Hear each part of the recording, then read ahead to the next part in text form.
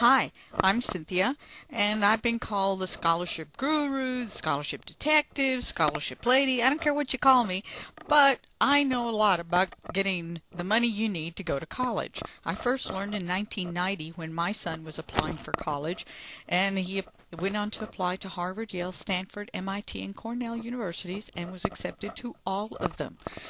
Federal government said we didn't have any financial need, so it was going to be up to us to find the money for him to go to college.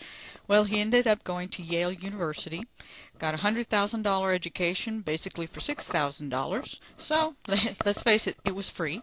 Then went on to graduate school at Harvard, where he once again went free. Once we got started doing this, I wrote the book. I wrote Cash for College was my first one. Then the revised edition, Cash for College, which is a little bit bigger. Went on to do it in Spanish, Dinero para la Universidad. That one's available from us. Write It Right, so you know how to do your essays for college. And our most recent one was Cash for Graduate School. So we've got a little bit of something for all kinds of students. But what I'm going to do with these videos is try to give you information so that you can do it yourself. That's not to say you won't have questions, and you're more than welcome to send me questions if you'd like. I'm going to try to post videos that will have little segments of information through the entire process. My first suggestion to you is if you're a high school senior, you're already out of high school but want to go to college, or in college, whether a freshman or in graduate school, the first thing you really need to do is apply for the FAFSA, the Free Application for Federal Student Aid. That's going to determine whether you qualify for federal assistance. Now then, even though you may think, I don't qualify because both my parents work, you still need to apply and get a no before other places will possibly even consider you for scholarships or fellowships, etc. So you need to make sure you're applying. While getting started, the first basic thing you need to remember is what kinds of aid there are. All right, there's free money. Free money is encompassed by scholarships, fellowships, grants, and work study and loans. Loans, of course, you're going to have to pay back. Work study, you're going to have to work in order to get paid that money. But scholarships, fellowships, and grants are all free money that you do not pay back. They may be awarded by the federal government, they may be awarded by your state government, or by the school you're applying to, or outside organizations, businesses, associations, fraternities, even individual people who want to assist other students. So you want to make sure you're looking for that money. In order to be eligible for any of it, you must have applied for the FAFSA.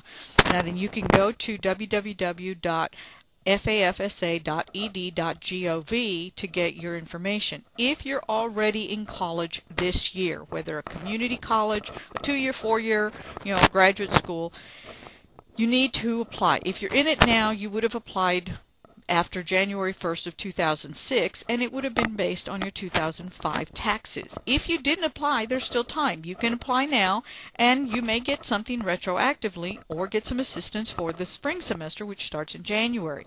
If you will be in college in fall of 2007, then you need to apply for your FAFSA after January 1, 2007. It will be based on your 2006 taxes. If you didn't work in 2005 or 2006, then answering the questions are going to be incredibly simple because you have nothing to report. The FAFSA will ask you information about your driver's license, social security number, and it may ask you may have to provide information about your parents, but only if you answer no to all 7 questions. If you answer 1 yes, then you're an independent student. The 7 questions are simple. 1, are you an orphan? 2, are you a foster child? 3, are you married? 4, do you have a dependent other than a spouse? Do you have children? Okay. 5, are you in the armed forces? 6, are you in graduate school? 7, are you 24 years of age or older?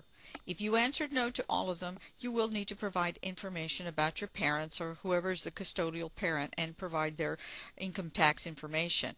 If you answered yes to at least one of them, then you are an independent student and you do not have to provide that information. If you've already applied for a FAFSA in previous years and were told no, please don't think that you can't apply now. You really should apply every year because every year you get older, your parents get older, and that is one of the qualification criteria that they look at. So you need to make sure you're providing them with as much information as possible. If you don't, they can only assume what you've told them. If you don't apply for the FAFSA, they assume that you're going to pay for it yourself.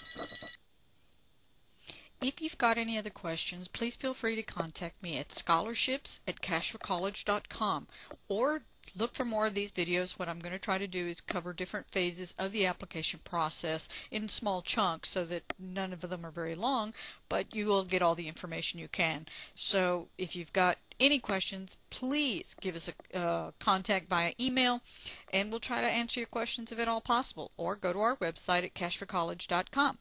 Hope you enjoyed the video. Thanks for listening. Bye.